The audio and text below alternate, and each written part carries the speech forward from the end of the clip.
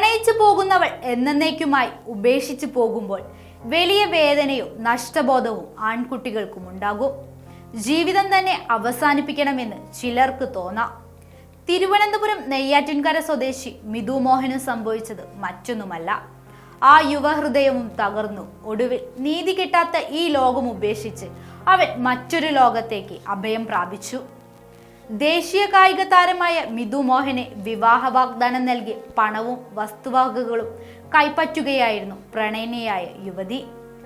പുതുവർഷത്തിന്റെ തൊട്ടടുത്ത ദിവസം, അതായത് ജനുവരി 2-നാണ് മിഥു മോഹനെ മരിച്ച നിലയിൽ കണ്ടെത്തിയത്.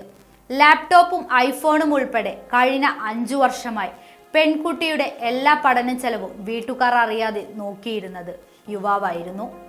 നീതി തേടി കരയുന്ന അമ്മയുടെ കണ്ണുനീർ കാണാതെ മനുഷ്യ മനസാക്ഷികൾ പോകരുതേ. 5 വർഷത്തെ പ്രണയത്തിനൊടുവിൽ ഇരു വീട്ടുകാരുടെയും അറിവോടെ വിവാഹ നിശ്ചയം വരെ എത്തിയതായിരുന്നു ആ ബന്ധം.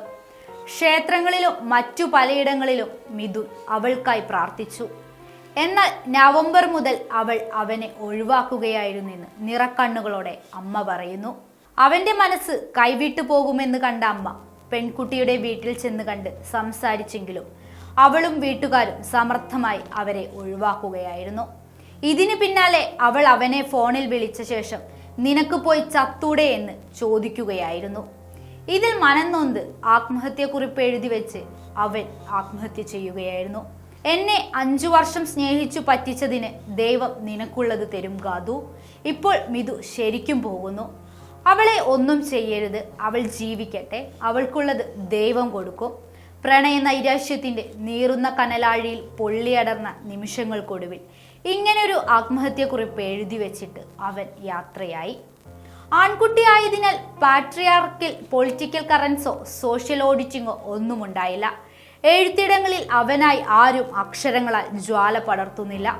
കാരണം പൊതുസമൂഹത്തിന് ഇന്നു പ്രണയചതി എന്നാൽ പെണ്ണിരയും ആൺവർഗം വേട്ടക്കാരനുമാണ്.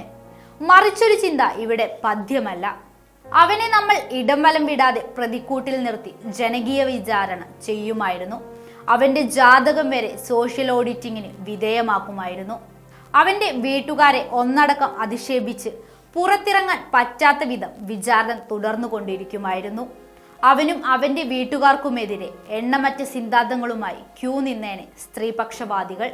പ്രണയചതി, വിവാഹ വാഗ്ദാനം നൽകിയ ശേഷമുള്ള ഒഴിവാക്കൽ, വഞ്ചന എന്നിവ കാരണം ആര് ആത്മഹത്യ ചെയ്താലും അവിടെ ജെൻഡർ നോക്കിയാവാതെ ഒരേ രീതിയിൽ നോക്കിക്കാണുവാൻ സമൂഹം തയ്യാറാവണം.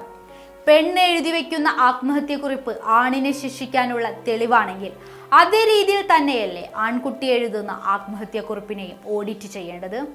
ജസ്റ്റിസ് ഫോർ മിഥു മോഹൻ എന്ന പേരിൽ സോഷ്യൽ മീഡിയയിൽ ഇപ്പോഴും പോസ്റ്റുകൾ ഉയരുന്നുണ്ട്. ഒരു പെൺകുട്ടി ആത്മഹത്യ ചെയ്താൽ ചോദിക്കാനുള്ള ഈ നാട്ടിൽ ഒരു ആൺകുട്ടി ആത്മഹത്യ ചെയ്താൽ ചോദിക്കാൻ ആരുമില്ല എന്നതാണ് പെൺകുട്ടികൾക്ക് എന്തും ചെയ്യാനുള്ള ധൈര്യം.